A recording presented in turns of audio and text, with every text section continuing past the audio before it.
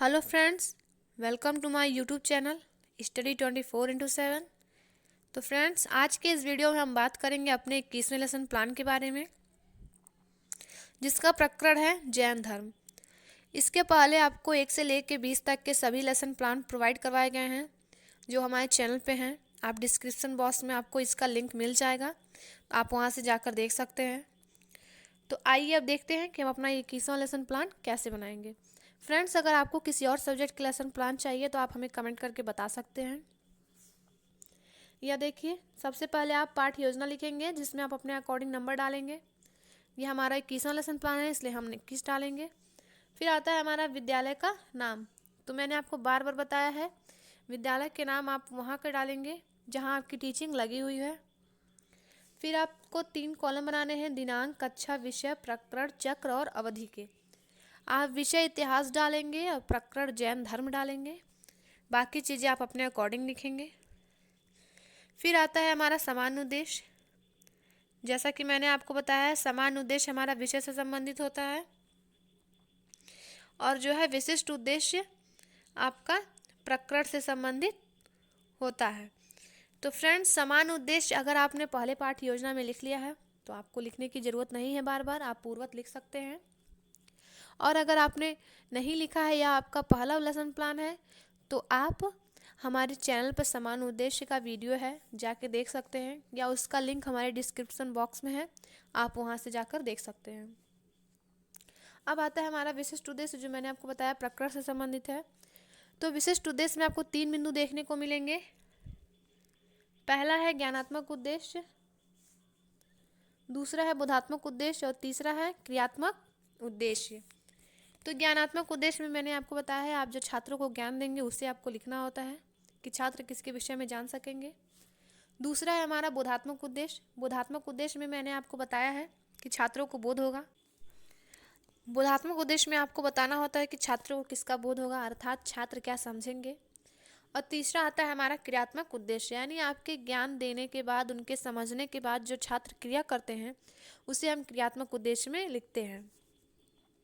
तो देखिए, ज्ञानात्मक उद्देश्य का पहला बिंदु है छात्र महावीर स्वामी के विषय में जान सकेंगे। दूसरा बिंदु, छात्र जैन धर्म की त्रिरत्नों को जान सकेंगे। अब आता है हमारा बोधात्मक उद्देश्य।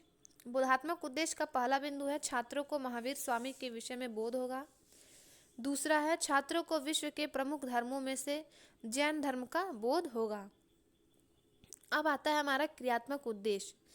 क्रियात्मक उद्देश्य का पहला बिंदु है छात्र जैन धर्म के अच्छाइयों को जीवन में उतार सकेंगे अपने जीवन में।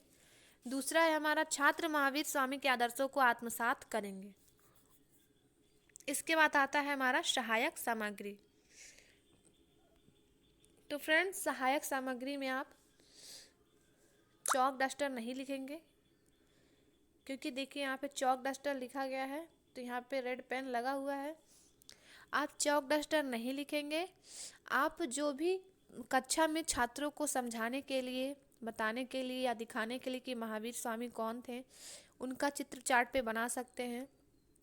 लपेट, श्याम, संकेतक, इन सब आदि चीज़ों का आप प्रयोग कर सकते हैं जो आप यहाँ पे लिखेंगे सहायक सामग्री में। पूर्व ज्ञान में आपको देखिए, पूर्व ज्ञान जो है इसमें लिखा गया है छात्र महावीर स्वामी के विषय में सामान्य जानकारी रखते हैं। ठीक है, यह हमारा पूर्व ज्ञान में लिखना होता है आपको। इसके बाद आता है हमारा प्रस्तावना प्रश्न। प्रस्तावना प्रश्न बनाते समय मैंने आपको बताया है कि थोड़ी सावधानी बरतनी चाहिए। प्रस्तावना प्रश्न एक सीक्वेंस में होने चाहिए। तो आपको इसके लिए 3 कॉलम बनाने होंगे। पहला है क्रम संख्या, दूसरा है छात्र अध्यापिका कथन, तीसरा है छात्र क्रिया। तो फ्रेंड्स, आपको बता दें, पाठ को शुरू करने से पहले प्रस्तावना प्रश्न के द्वारा ही प्रारंभ किया जाता है। जब भी आप पढ़ाए जाएंगे तो सबसे पहले आपको प्रस्तावना प्रश्न जो आपके होते हैं वह आप उससे शुरू करते हैं पाठ को पढ़ाना। और ऐसा क्यों किया जाता है? विद्यार्थियों का ध्यान आकर्षित करने के लिए किया जाता है। फिर देखिए, पहला प्रश्न है हमारा, आप किस देश के निवासी हैं? छात्र क्रिया में उत्तर है भारत। भारत में कितने धर्म प्रचलित हैं? तो हिंदू, मुस्लिम, सिख, ईसाई। ठीक है। तीसरा प्रश्न हमारा, हिंदू धर्म में कौन कौन से धर्म हैं? तो कौन कौन से धर्म हैं? बौद्ध धर्म है और जैन धर्म है। जैन धर्म की स्थापना किसने की? तो क्या यह छात्रों के लिए समस्यात्मक प्रश्न है जिसका स्पष्टीकरण आपको देना है। फिर आता है हमारा उद्देश्य कथन। उद्देश्य कथन करके क्या किया जाता है? उद्देश्य कथन करके विद्यार्थियों की रुचि को बढ़ाया जाता है। तो देखिए, उद्देश्य कथन में हम लिखेंगे, आज हम लोग जैन धर्म के संस्थापक महावीर स्वामी के बारे में विस्तृत अध्ययन करेंगे। अब आता है आपका प्रस्तुतिकरण। तो यह देखिए, प्रस्तुतिकरण करने के लिए आपको 4 कॉलम बनाने होते हैं। अगर आप पाठ को 2 अनुवृत्तियों में लिखते हैं तो प्रस्तुतिकरण के आगे आपको लिखना होता है कि पठन पाठन की दृष्टि से पाठ को 2 अनुवृत्तियों में विभक्त करके पढ़ाया गया है, परंतु यहाँ एक ही अनुवृत्ति है, इसलिए यहाँ पे लिखना आपको जरूरी नहीं है। फिर आप 4 कॉलम बनाएंगे। पहला है हमारा शिक्षण बिंदु, दूसरा है छात्र अध्यापिका कथन, तीसरा है छात्र क्रिया। यदि छात्र हैं तो छात्र अध्यापक आप यहाँ पे लिख लेंगे छात्र अध्यापिका के स्थान पे। और चौथा है हमारा श्यामपट्ट कार्य। अब देखिए, छात्र अध्यापिका कथन में आपको विकासात्मक प्रश्न लिखना होता है। ये जो प्रश्न होता है यह विकासात्मक प्रश्न होता है। तो शिक्षण बिंदु में आप लिखेंगे महावीर स्वामी का जीवन परिचय। और विकासात्मक प्रश्न का पहला प्रश्न है हमारा, जैन धर्म का संस्थापक कौन था? तो छात्र क्रिया में उत्तर है महावीर स्वामी थे। और यही चीज़ें आपको श्यामपट्ट कार्य पे उतार देनी है। फिर हमारा दूसरा प्रश्न है, महावीर स्वामी का जन्म कहाँ हुआ था? तो उत्तर है समस्यात्मक प्रश्न, क्योंकि छात्रों को इसके बारे में ज्ञान नहीं है, आपको उन्हें बताना पड़ेगा, यानी स्पष्टीकरण देना पड़ेगा, व्याख्या करनी पड़ेगी। तो आइए देखते हैं हमारा स्पष्टीकरण। तो स्पष्टीकरण में देख लीजिए, महावीर स्वामी का जन्म 540 ईस्वी पूर्व वैशाली के निकट कुंड ग्राम में हुआ था, जो वर्तमान में बिहार राज्य में अवस्थित है। ये एक क्षत्रिय राज परिवार से थे। इनके पिता का नाम सिद्धार्थ और माता का नाम त्रिशला था। यह आपके परीक्षाओं में पूछा जाता है कि इनके जो महावीर स्वामी थे, इनके पिता का नाम क्या था? तो इनके पिता का नाम सिद्धार्थ था और माता का नाम त्रिशला था। और यह देखिए, स्पष्टीकरण करते हैं तो उसके ठीक सामने आपको यह लिखना जरूरी है। हर जगह मैं जहाँ बताती हूँ वहाँ भी, और जहाँ अगर मैं भूल जाती हूँ तो स्पष्टीकरण के सामने आप यह जरूर लिखेंगे, छात्र ध्यानपूर्वक सुनेंगे। फिर आता है हमारा 30 वर्ष की आयु में महावीर स्वामी सत्य की खोज में घर परिवार छोड़कर निकल पड़े। इनकी पत्नी का नाम यशोदा था, जो कुंडियन गोत्र के राजा समरवती की कन्या थी। घर से निकलते समय अपने बड़े भाई नंदीवर्धन की आज्ञा ली थी। इस प्रकार 12 वर्ष की कठिन तपस्या के बाद, यह देखिए, जंभिया ग्राम के निकट, कहाँ पे? जंभिया ग्राम के निकट ऋजुपाली सरिता के निकट तट पर इन्हें सर्वोच्च ज्ञान की प्राप्ति हुई। इनके बचपन का नाम वर्धमान था। इनके बचपन का नाम क्या था महावीर स्वामी के? वर्धमान था। तो यह इनके बचपन का नाम वर्धमान था, यह आप श्यामपट्ट कार्य में लिख सकते हैं। अब जैसा कि मैंने आपको बताया है, स्पष्टीकरण देने के तुरंत बाद आपको बोध प्रश्न पूछने होते हैं। बोध प्रश्न की संख्या आप 2 से 3 रख सकते हैं, 2 से 3 या 4 रख सकते हैं। तो देखिए, यहाँ पहला प्रश्न है बोध प्रश्न का, महावीर स्वामी का जन्म कब हुआ था? 540 ईस्वी पूर्व में हुआ था। महावीर स्वामी के पिता का क्या नाम था? तो क्या नाम था अभी बताया गया है, सिद्धार्थ नाम था। फिर तीसरा प्रश्न है, इनके बचपन का नाम क्या था? तो इनके बचपन का क्या नाम था? वर्धमान नाम था इनके बचपन का, अभी आपको बताया गया। चौथा प्रश्न है हमारा, ज्ञान प्राप्ति के बाद वर्धमान क्या कहलाए? तो यह छात्रों के लिए क्या था? समस्यात्मक प्रश्न था। स्पष्टीकरण करने के बाद छात्रों से बोध प्रश्न पूछा जाता है, जिससे उनकी ज्ञान की यह पता लगाया जाता है कि उनको कितना अनुभव हुआ।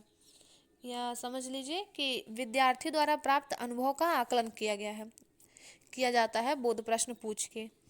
ठीक है, फिर आता है हमारा, और इसमें आपको प्रश्न जो है सरल एवं स्पष्ट रखने चाहिए कक्षा में पढ़ाते समय। और आपको यह देख लीजिए, प्रशिक्षण जो आपके स्वर होने चाहिए वो कक्षानुकूल होना चाहिए, यानी कक्षा के अनुसार होना चाहिए। आपको कठिन तथ्यों की व्याख्या करनी चाहिए। यह सारी चीज़ों का आपको ध्यान रखना चाहिए कक्षा में।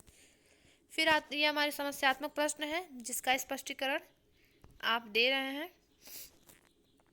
तो देखिए, स्पष्टीकरण आप लिखेंगे यहाँ पे महावीर, स्पष्टीकरण देंगे आप।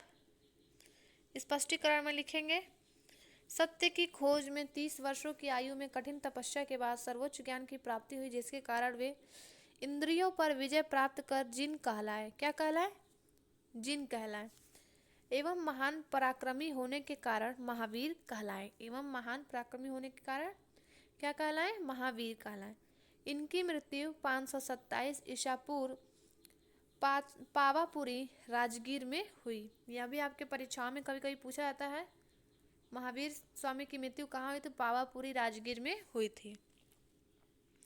स्पष्टीकरण दे दिए आपने। इसके बाद आपको बोध प्रश्न पूछना है। बोध प्रश्न का पहला प्रश्न है, भगवान महावीर का नाम महावीर क्यों पड़ा? तो महान पराक्रमी होने के कारण। छात्र क्रिया में आपको यह लिखना है। दूसरा प्रश्न हमारा, महावीर स्वामी की शिक्षाओं से आप क्या समझते हैं? तो छात्रों के पास इसका कोई उत्तर नहीं है, इसलिए समस्यात्मक प्रश्न है। अब इसका स्पष्टीकरण आपको देना है। तो आप शिक्षण बिंदु में लिखेंगे महावीर स्वामी की शिक्षाएं। अब आप स्पष्टीकरण देंगे। तो स्पष्टीकरण में आप लिखेंगे, जैन धर्म के अनुसार ईश्वर सृष्टिकर्ता नहीं है। सृष्टि अनादि काल से विद्यमान है। संसार के सभी प्राणी अपने अपने संचित कर्मों के अनुसार फल भोगते हैं। कर्म फल जन्म और मृत्यु का कारण है। फल कर्म से मुक्ति के लिए त्रिरत्न का अनुशीलन करना आवश्यक बताया गया है। यह आप पढ़े होंगे। त्रिरत्न किसे कहते हैं? त्रिरत्न देख लीजिए, सम्यक ज्ञान, सम्यक दर्शन, सम्यक आचरण यानी चरित्र। और पंच महाव्रत हैं, सत्य, अहिंसा, अस्तेय, अपरिग्रह और ब्रह्मचर्य। बोध प्रश्न। बोध प्रश्न में पहला प्रश्न है, महावीर स्वामी ने कौन कौन त्रिरत्न बताए? तो कौन कौन से बताए थे? सम्यक ज्ञान, सम्यक दर्शन, सम्यक आचरण। दूसरा प्रश्न हमारा, जैन धर्म के प्रमुख संप्रदायों से आप क्या समझते हैं? तो इसका उत्तर छात्रों को नहीं पता है, इसलिए यह क्या है? समस्यात्मक प्रश्न है। फिर आप देखिए, इसके बाद आप फिर से बनाएंगे 4 कॉलम, जिसमें शिक्षण बिंदु, छात्राध्यापिका कथन, छात्र न तो छात्राध्यापक कथन, छात्र क्रिया और श्यामपट्ट कार्य का बनाएंगे। शिक्षण बिंदु में आप लिखेंगे जैन धर्म के संप्रदाय, स्पष्टीकरण देंगे आप। महावीर स्वामी की मृत्यु के पश्चात उनकी शिक्षा को लेकर जैन मतानुयायियों का विरोध प्रारंभ हुआ और जैन धर्म 2 संप्रदायों में विभक्त हो गया। किस किस में विभक्त हो गया था? अगर आपको पता हो तो कमेंट बॉक्स में जरूर कमेंट कीजिएगा। एक मत श्वेतांबर कहलाया, जिसके समर्थक स्थूल भद्र कहलाए, और दूसरा मत दिगंबर कहलाया, जिसके समर्थक भद्रबाहु हुए। देखिए फ्रेंड्स, यह क्वेश्चन आपके कंपटीशन के एग्जाम में भी पूछा जाता है कि जो श्वेतांबर के समर्थक थे वो कौन थे। तो आप इससे याद कर सकते हैं, श से श्वेतांबर और श से स्थूल भद्र, और दूसरा है हमारा दिगंबर। तो आप इससे द से समझ सकते हैं कि इसमें जो है भद्र, द्र जो है भद्रबाहु और दिगंबर। ठीक है, मिलता जुलता है, इससे आप याद कर लेंगे। फिर आता है हमारा बोध प्रश्न। बोध प्रश्न का पहला प्रश्न है, जैन धर्म कितने संप्रदायों में बांटा गया? तो 2 संप्रदायों में बांटा गया। श्वेतांबर के समर्थक कौन थे? अभी आपको बताया है, स्थूल भद्र। दूसरा हमारा दिगंबर के समर्थक कौन थे? तो भद्रबाहु। महावीर स्वामी की मृत्यु कब हुई? कब हुई थी? 1527 ईसा पूर्व बिहार के पावापुरी में हुई थी। अब देखिए, आता है हमारा निरीक्षण कार्य। निरीक्षण कार्य आपका सभी पाठ्य योजनाओं में लगभग एक ही रहता है।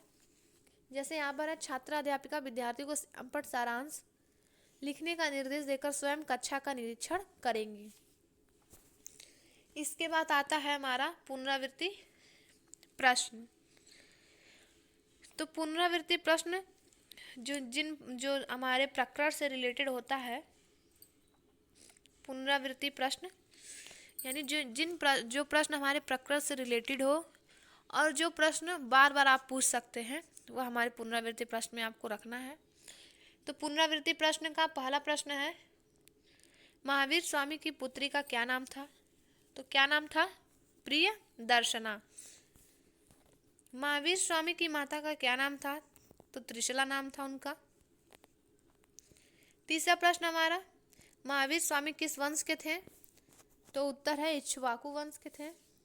जैन धर्म के अंतिम तीर्थंकर कौन थे? महावीर स्वामी थे या 24वें तीर्थंकर थे?